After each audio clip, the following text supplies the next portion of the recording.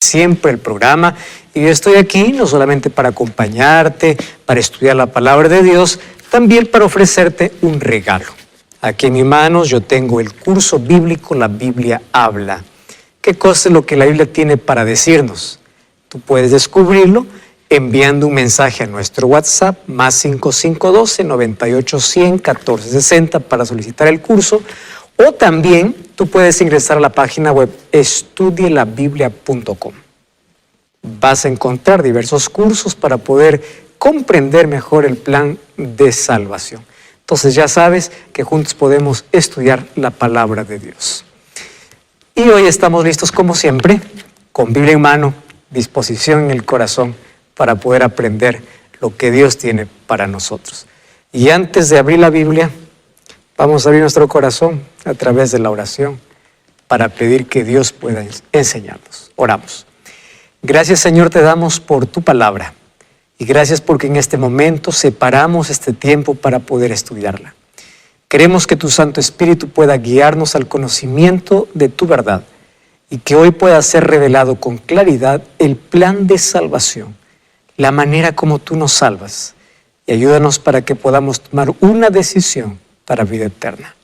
Bendice a cada persona que está viendo este programa. Conoce sus luchas y dificultades, conoce sus problemas, conoces la oscuridad por el cual está pasando o los días buenos por el cual está pasando. Mas sea cual fuese, queremos que Cristo sea el centro de nuestra vida. Ayúdanos por favor a comprender hoy la enseñanza que tienes para nosotros en el nombre de Jesús. Amén. Muy bien, hoy vamos a hablar acerca de un tema muy importante. Vamos a hablar acerca de salvación.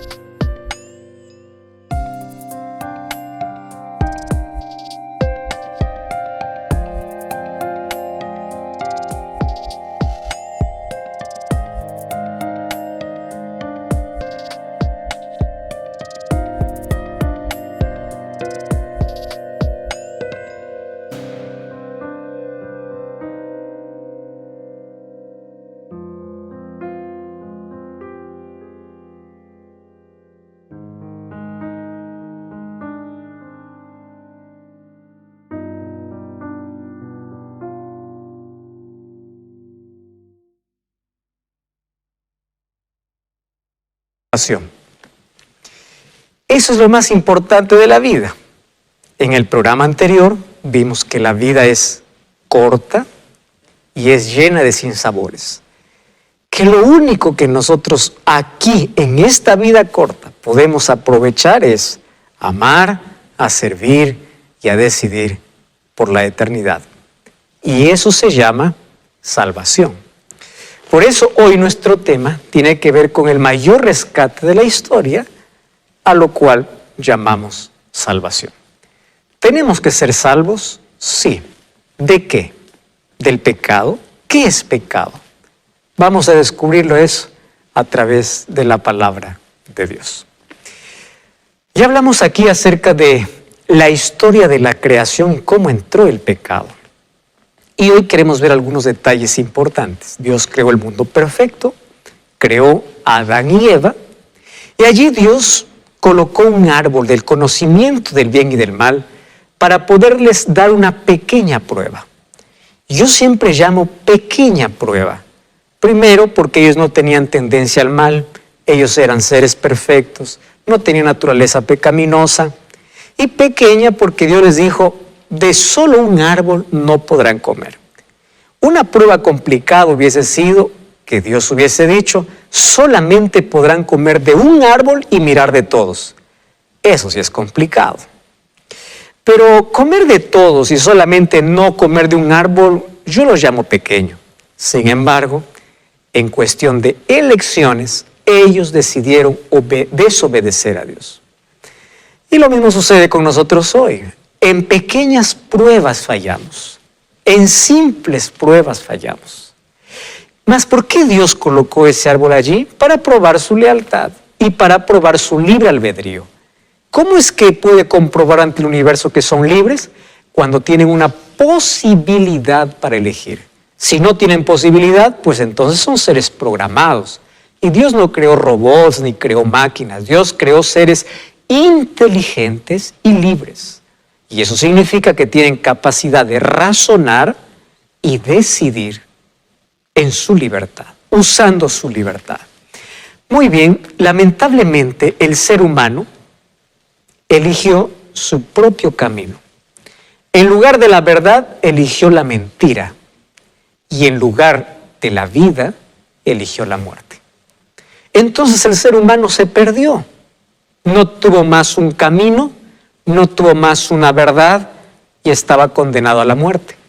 Por eso es que cuando Jesús vino, dijo, yo soy el camino de regreso. Yo soy la verdad. El ser humano se dejó conquistar por la mentira, pero ahora tenemos una verdad. Yo soy la vida. El ser humano cayó en la muerte, mas ahora viene Cristo para darnos vida. ¿Y cuál es el propósito en nuestra vida? Descubrir eso, descubrir ese camino, descubrir la verdad y descubrir la vida. Y todo eso lo encontramos solamente en Cristo. Allí en el jardín del Edén, Satanás, allí usando la serpiente, conquistó a Eva a través de sus sentidos. El apóstol Pablo en el libro de Corintios dice que Eva fue engañada, pero Adán eligió echar su suerte con Eva. Adán no fue engañado. La pareja se separó por alguna circunstancia que desconocemos y allí es donde Satanás aprovechó. ¿Y lo aprovechó para qué? Para poder tentar a Eva. Así comenzó todo el problema. Sin embargo, Adán eligió su destino junto a Eva. Y a partir de allí, como consecuencia del pecado, vimos que vino la tragedia, vino la muerte, vino el dolor. Adán y Eva perdieron su hogar, perdieron su inocencia, perdieron su santidad, perdieron todo. Perdieron el derecho a comer del árbol de la vida. Lo perdieron. Y miren cuál era nuestra situación. Romanos 3:23 dice, por cuanto todos pecaron y están destituidos de la gloria de Dios. A través de ellos el pecado fue como una pandemia expandiéndose para todo el mundo. Y nosotros ya nacemos infectados por el pecado. Ahora, Romanos 6:23 dice, porque la paga del pecado es muerte. O sea, todos pecaron. ¿Cuál es la paga del pecado? Es muerte. Entonces, si todos pecaron, todos están condenados a morir. Pero el versículo 23 trae una esperanza. Y la esperanza es que la dádiva de Dios, dádiva es el regalo de Dios, la gracia de Dios es vida eterna. O sea, estamos condenados a morir, pero gracias a Dios tenemos esperanza de vida. Queridos, la entrada del pecado fue la mayor catástrofe y la mayor tragedia en nuestro mundo. Mira hoy todas las consecuencias que nosotros estamos viviendo por causa de la desobediencia, por causa del pecado. Hay algunos que dicen, es totalmente injusto que yo pueda estar pagando las consecuencias de Adán y Eva. No, tú no estás pagando consecuencias de Adán y Eva. Es verdad que el pecado entró por medio de ellos, pero así como nosotros no tenemos nada que ver en el Edén, para cuando ellos eligieron y terminamos perdidos, tampoco tenemos nada que ver en el plan de salvación, donde Cristo hizo todo para darnos la oportunidad de vida eterna. Entonces estamos en la misma situación. Hoy también necesitamos elegir, y espero que nuestra decisión ya no se vuelva a repetir, como fue allí en el Edén. Elijamos la vida. ¿Cómo afectó el pecado al ser humano? ¿Cómo afectó el pecado a la vida? Mira, en primer lugar, afectó la naturaleza del hombre. Dice que el ser humano fue creado a imagen de Dios. Y esa imagen perfecta fue quebrada, fue manchada por el egoísmo y por el pecado. Esa imagen perfecta comenzó a degenerarse, a degradarse, a borrarse. ¿Y cuál es la propuesta del Evangelio? Es restaurar la imagen de Dios en tu vida. Aquella imagen perdida. Eso es lo que Dios quiere restaurar. Número 2, afectó sus relaciones. En primer lugar, la relación con Dios, que era directa, cara a cara. El ser humano hablaba con Dios cara a cara. Ahora ya no puede hablar más cara a cara. Afectó, ¿sabes qué cosa afectó? Su relación con la naturaleza. Los animales eran mansos. Ahora se vuelven animales feroces. Antes estaban todos bajo el dominio de Adán y Eva. Ahora los animales ya huyen del ser humano y se vuelven peligrosos. Eran herbívoros, se vuelven carnívoros. La naturaleza empieza a romper también su relacionamiento. Todo eso por causa del pecado. En Génesis capítulo 3, versículo 7, encontramos esa consecuencia. Mira, Génesis 3, 7 dice: fueron abiertos los ojos de ambos, conocieron que estaban desnudos, cosieron hojas de higuera y se hicieron delantales. Ahora el versículo 17 dice: por cuanto obedeciste la voz de tu mujer, Dios le dice a Adán, y comiste del árbol que te mandé diciendo, no comerás, maldita será la tierra por tu causa y con dolor comerás de ella todos los días de tu vida. Comenzaron las maldiciones a esa perfección que tenía cuando salió de las manos de Dios. El pecado afectó porque también trajo en nosotros sentimientos que el ser humano nunca había tenido. Por ejemplo, el sentimiento de temor. Comenzó allí en el Edén. ¿Y cuál fue la reacción de Adán y Eva? Ocultarse la presencia de Dios. Génesis capítulo 3, versículo 9 dice: cuando ellos oyeron la voz de Dios, se escondieron. Y Jehová llamó al hombre y le dice: ¿dónde estás? Y él respondió: oí tu voz en el huerto y tuve miedo. Entonces el ser humano comienza a tener miedo de Dios.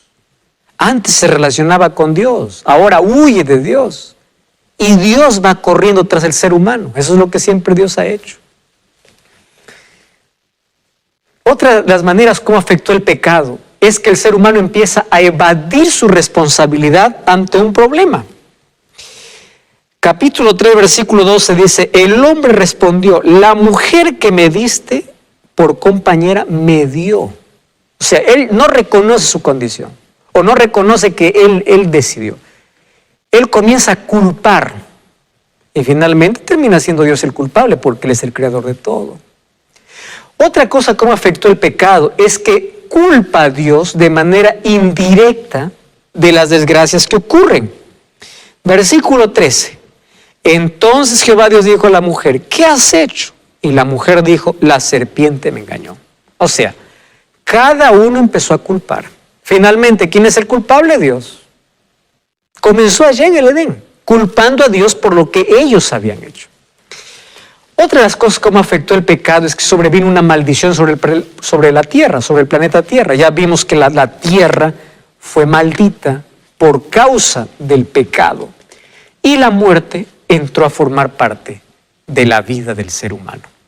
O sea, toda una tragedia cuando el pecado llegó. Y a partir de allí, nuestra condición realmente fue triste.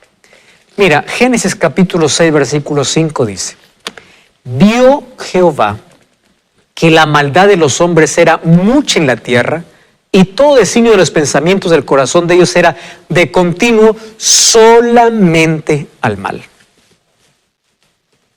¿Dónde se fabrica el pecado? En la mente. Eso es lo que la Biblia llama de corazón. Cuando la Biblia dice que Dios quiere tu corazón, o quiere limpiar tu corazón, o quiere entrar en tu corazón, está hablando de tu mente. La mayor fábrica del mundo es la mente. Allí se fabrican homicidios, adulterios. Allí se fabrica el mal. Se puede fabricar las mayores y mejores cosas como las peores cosas. La mente se degradó. Es nuestra condición, lleno de maldad, de egoísmo. Salmo 51:5 dice, en maldad he sido formado y en pecado me concibió mi madre. El ser humano ya viene infectado por el pecado. ¿Quién le enseña a un niño a mentir? Nadie. ¿Cómo aprende? Ya viene. ¿Quién le enseña a alguien a ser orgulloso? ¿Quién le enseña a un ser humano a ser egoísta? A medida que va creciendo, ya va desarrollando. ¿Por qué? Porque el pecado, él está infectado por el pecado. ¿Comprendes?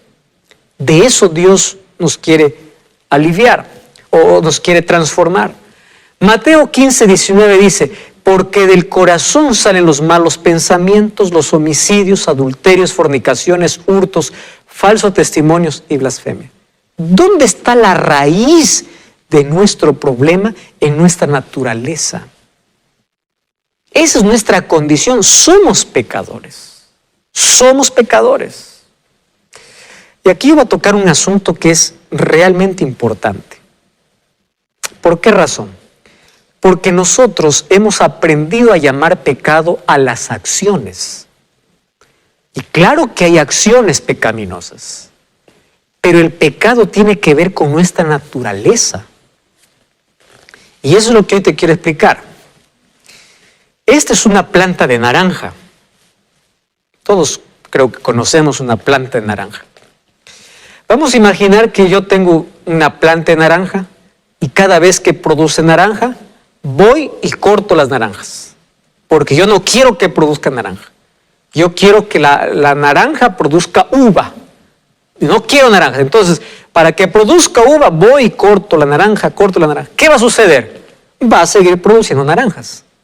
Porque el problema no está en el fruto. El problema, ¿dónde está? En la raíz. Está en el tronco. Ahí está el problema de la naranja. ¿Entiendes lo que quiero decirte? Nosotros decimos, yo quiero cortar la mentira, yo quiero cortar la corrupción, yo quiero cortar. Tu problema no está en el fruto. Tu problema está en tu corazón. Está en la raíz.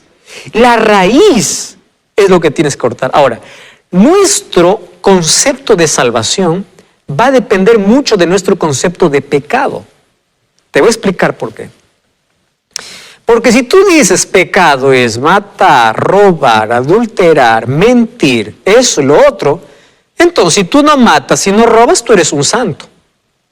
¿Entiendes? Por eso hay gente que dice, yo no necesito de Dios, no necesito de nada, porque no mato, no robo, soy buena persona. Claro, porque tú estás llamando pecado solamente a los frutos.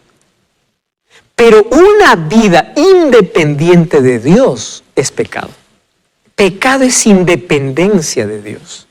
Entonces, los frutos van a aparecer como resultado de tu independencia de Dios. Y lejos de Dios, tú no sabes hasta dónde el ser humano es capaz de llegar.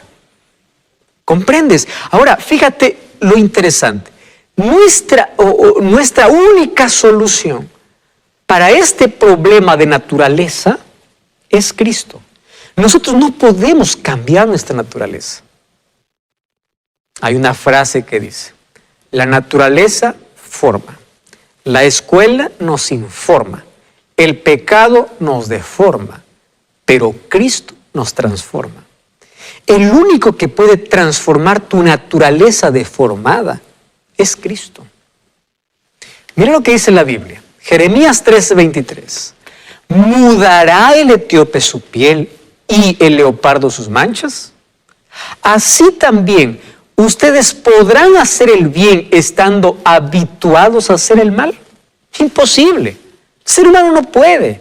El mal está encarnado en el ser humano. ¿Y qué ilustración que coloca allí la Biblia?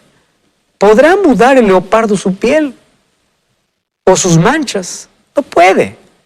Entonces, esa transformación es un milagro que ocurre cuando permitimos que Cristo pueda colocar una naturaleza espiritual en nuestra naturaleza de pecado. ¿Y cuándo ocurre eso? Eso ocurre cuando aceptamos a Cristo, cuando pedimos que Cristo nos transforme. Ahí recién comienza, y allí comienza una batalla, una lucha entre la naturaleza de pecado y la naturaleza espiritual. ¿Y quién va a ganar esa lucha? La naturaleza que tú alimentas más. Allí comienza. Ahora fíjate, ¿cuál era la solución para este problema? Porque el ser humano así está perdido, completamente perdido. Muy bien. Vamos a la solución. Primera de Pedro.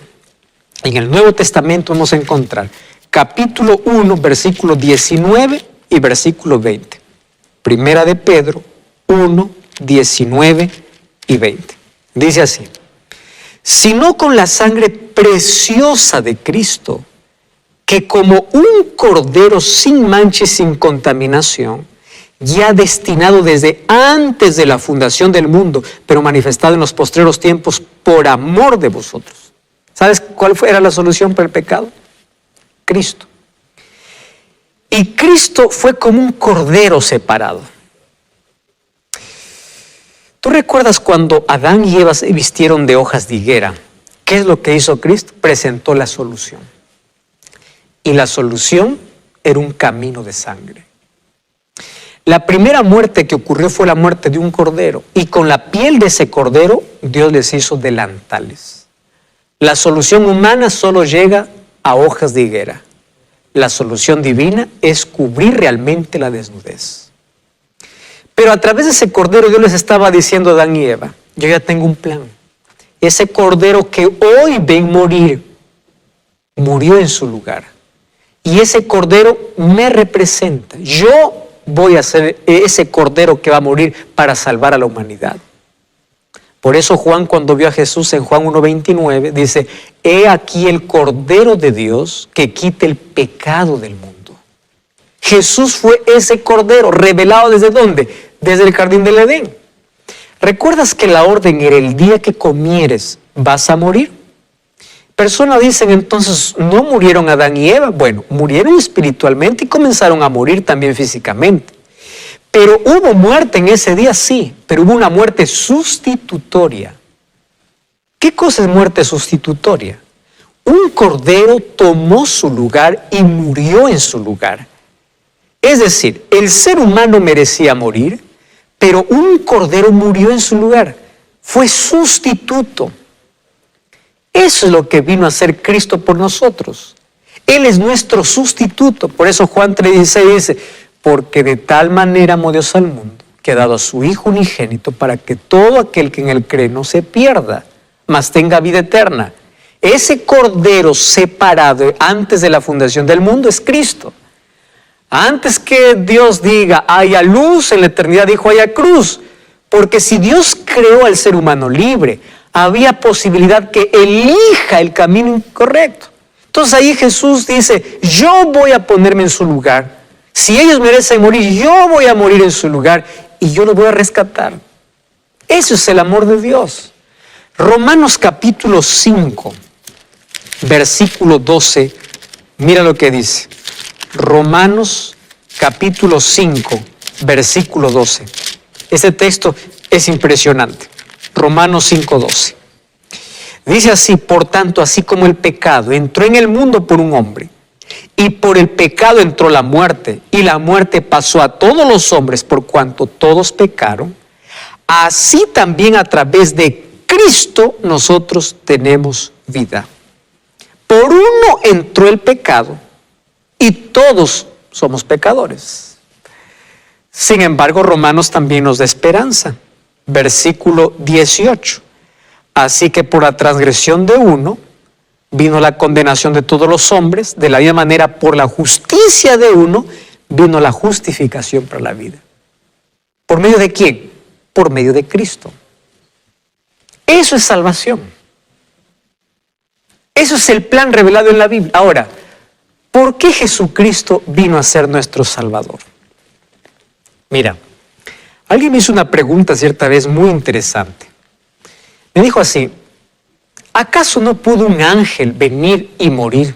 ¿Por qué tuvo que ser Cristo, que era Dios, ¿verdad?, hacerse carne, hacerse un humano para poder morir en lugar del ser humano y salvar al ser humano? ¿Por qué no pudo ser un ser creado? ¿Por qué no pudo ser otro? ¿Por qué? Porque Cristo cumplía las 3 condiciones para ser Salvador. Número 1, Él es divino. El libro de Hebreos capítulo 1, versículo 8, dice que en el cielo se rinde adoración a Cristo. Y el único quien debe ser adorado es Dios. Entonces Jesús es Dios. Siempre fue Dios, nunca dejó de ser Dios. Cuando vino a este mundo, ocultó su naturaleza divina y vivió como ser humano. Por eso es que Él tiene 2 naturalezas, pero Él es Dios. Pero también Él es hombre, se hizo hombre. Gálatas 4:4 dice, cuando llegó el tiempo, Jesús nació de mujer conforme a la ley. Ese Dios omnipotente, sempiterno, soberano, se encasilló en el tiempo. Entró en el vientre de una mujer, eso se llama el misterio de la piedad. Es un misterio. Así como existe el misterio de la iniquidad, existe el misterio de la piedad. ¿Cómo Dios se hizo hombre? Y número 3, es que como hombre, Él fue sin pecado. Primera de Pedro 2:22 dice que Él es nuestro mayor ejemplo porque Él nunca pecó. Él es sin pecado. Entonces, Él es Dios, Él es hombre y Él es sin pecado. Número 1, para que un Dios de amor mantenga su justicia. Te voy a explicar mejor con un texto bíblico. Segunda de Corintios, capítulo 5, versículo 21. Mira lo que dice. Al que no conoció pecado, por nosotros hizo pecado, para que nosotros fuésemos hechos justicia de Dios. O sea, la muerte de Cristo fue necesario por justicia. ¿Y por qué por justicia? Si Él era sin pecado, Él era perfecto. Entonces la explicación es la siguiente. La muerte de Jesús era una necesidad moral y legal. La justicia de Dios, ¿qué cosa requería? Que el pecado se lleve a un juicio. Y si se llevaba a un juicio, entonces tenía que eliminarse el pecado y el pecador. O sea, Adán y Eva tenían que morir y morir para siempre. Por justicia y por legalidad. Pero entonces Jesús tomó nuestro lugar para que se cumpla la justicia de Dios. Y Él llevó nuestro castigo. Por eso que su muerte fue necesaria. Se realizó un juicio. Y Jesús tomó ese juicio para darnos una nueva oportunidad. Y aquí viene otra razón. La muerte de Jesús no anula la ley de Dios, confirma la ley de Dios. ¿Cuál era su ley allí en el jardín del Edén? No comerás de este fruto. Ahora, fíjate una cosa, dentro de esa ley hay tantas cosas, no poner a Dios o no poner otra cosa por encima de Dios, oír la voz de Dios, en fin, tantas cosas. No codiciarás, está en el jardín del Edén. Ahora, hay un asunto aquí interesantísimo. Cuando Jesús murió, confirmó su ley. Su ley no puede ser abolida. Dios tenía 3 opciones cuando Adán y Eva pecaron. Número 1, la primera opción es anular su ley. Si Él anulaba la ley, pues no hay pecado. Y si no hay pecado, no hay transgresión.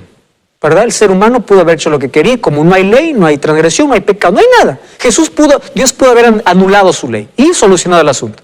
Pero no era una solución eso. Número 2, pudo haber dejado que ellos puedan morir. Bueno, ustedes desobedecieron, pecaron, yo hago de nuevo otra pareja y punto. Ustedes están perdidos para siempre.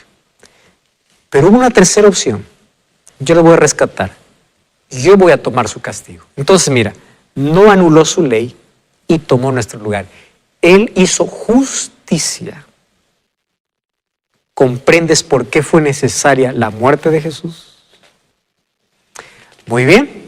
El mayor rescate pagado por un prisionero o por alguien que fue raptado fue dado en una cruz. La cruz es la demostración de misericordia y de justicia de Dios. Por eso tú no puedes creer a alguien que venga y te diga que tú no sirves, que tú no vales porque no tienes un título, que tu valor es menor porque no tienes dinero, que tu valor no es igual a aquel que aparece en televisión, que tu valor no es el mismo del otro que es más inteligente. Tú vales la sangre de Jesús. Tu valor es incalculable. Levanta la cabeza. Tú vales la sangre del Hijo de Dios. Tú no puedes andar arrastrándote por la vida diciéndote que no vales. Vales tanto. Cristo tomó tu lugar para salvarte. ¿Qué sucede si los pecadores no aceptan a Jesús como su Salvador? Juan 3:36 encontramos la siguiente respuesta. Mira, Juan capítulo 3, versículo 36. Juan 3:36. Dice así: el que cree en el Hijo tiene vida eterna, pero el que no cree en el Hijo no verá la vida, sino la ira de Dios. ¿Por qué la ira de Dios? Porque la ira de Dios no es contra el ser humano, sino contra el pecado. Cuando habla de ira, no está hablando de un sentimiento de Dios.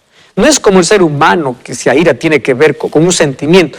Ira de Dios tiene que ver con la santidad de Dios, que está en tal oposición con el pecado.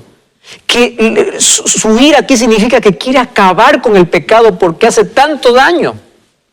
Entonces, si el ser humano no acepta a Cristo, él se presenta como es, pecador. Entonces, la ira de Dios viene sobre él. Pero si acepta a Cristo, está revestido con la justicia de Cristo. ¿Entiende la importancia de aceptar a Jesús? Quien no acepta a Jesús no recibe perdón de pecados y está sujeto a la ira de Dios. Primera de Juan 5:1 o 5:11. Mira lo que dice el libro de Primera de Juan en el Nuevo Testamento, los últimos libros ya de la Biblia. Capítulo 5, versículo 11 y versículo 12. Este es el testimonio que Dios nos ha dado, vida eterna, y esta vida está en su Hijo. El que tiene al Hijo tiene la vida, el que no tiene al Hijo no tiene vida. Así de simple. ¿Qué dice el libro de Hechos 4:12? Dice que en ningún otro hay salvación, porque no hay otro nombre bajo el cielo dado a los hombres en quien podamos ser salvos. O sea, sin Cristo estás perdido. No importa cuántos títulos tengas, cuán bueno fueses, cuán solidario seas, estás perdido. Tú necesitas de Jesús. Esa es tu mayor necesidad. Primera de Juan capítulo 3, versículo 8, dice que cuando el ser humano no entrega su vida a Jesús, se convierte en un siervo de Satanás. Mira lo que es el texto. El que practique el pecado es del diablo, porque el diablo practica desde el principio. Para esto apareció el Hijo de Dios, para hacer sus obras, las obras del diablo.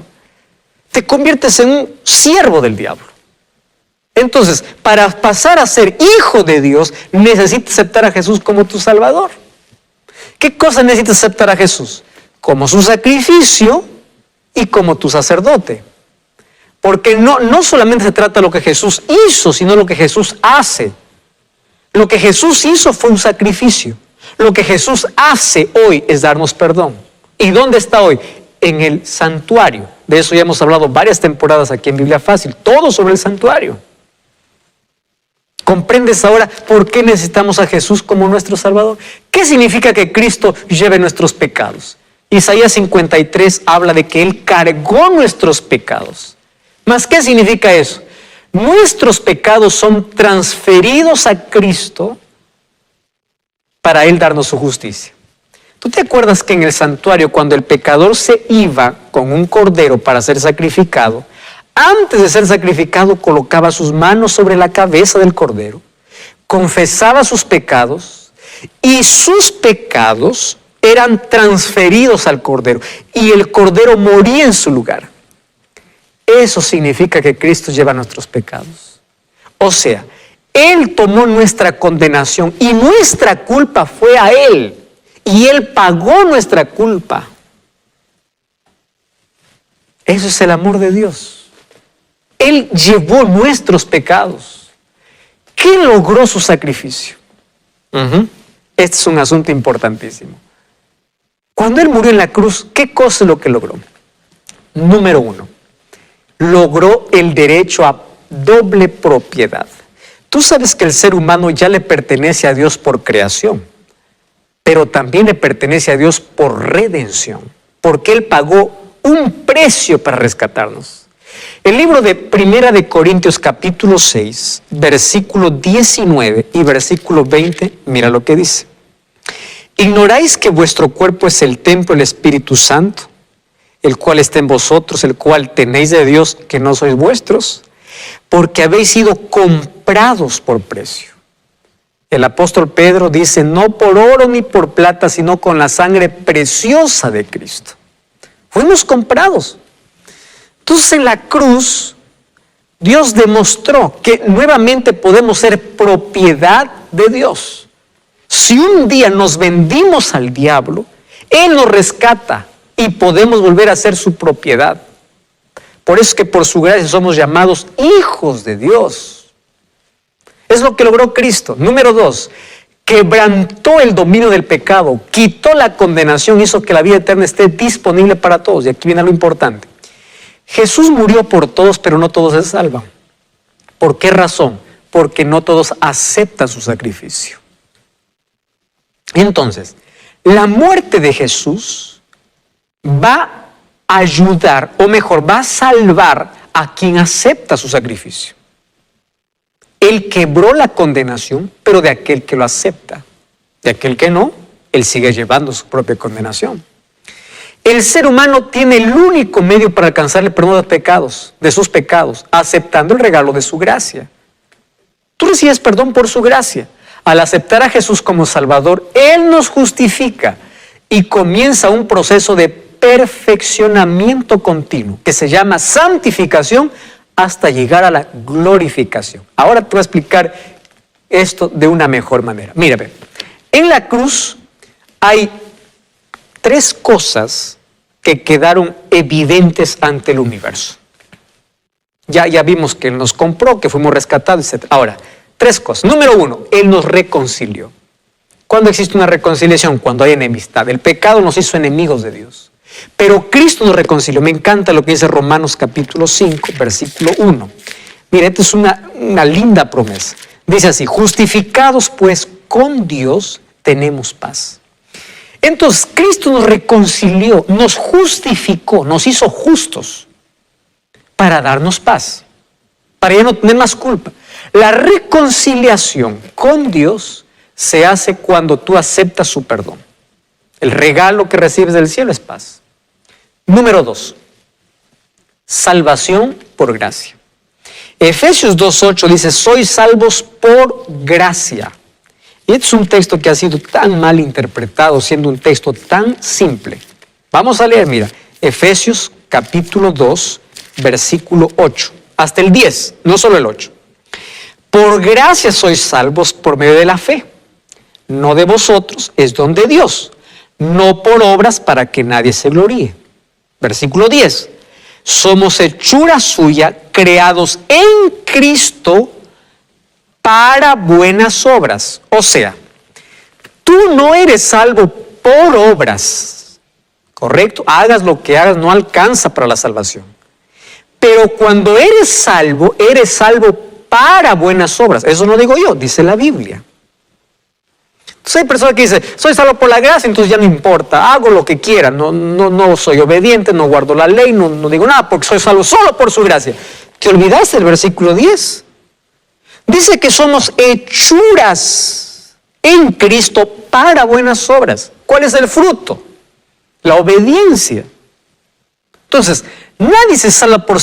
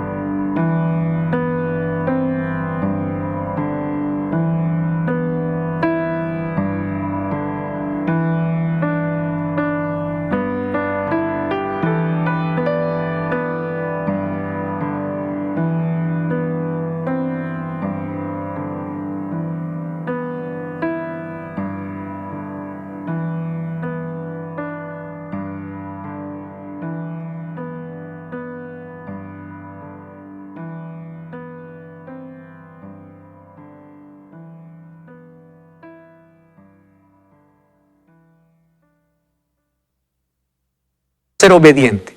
Pero aquel que es salvo se torna obediente.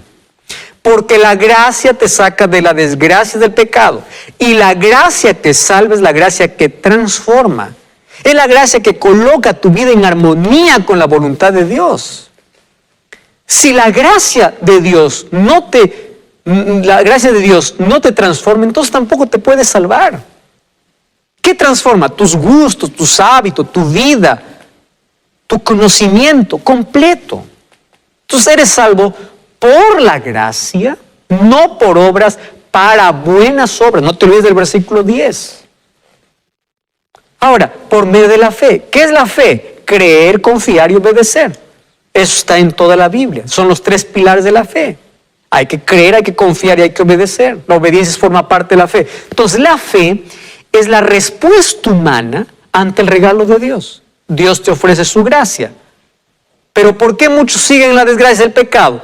Porque no tienen fe. Porque no aceptan la gracia de Dios. Ahí está el problema. Entonces, cuando más comprendemos su gracia, buscamos menos nuestra justicia, menos nuestra fuerza, y aprendemos a confiar en su gracia. Y aquí viene el asunto.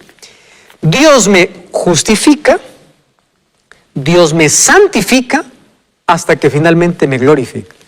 Él me hace justo cuando yo pido perdón.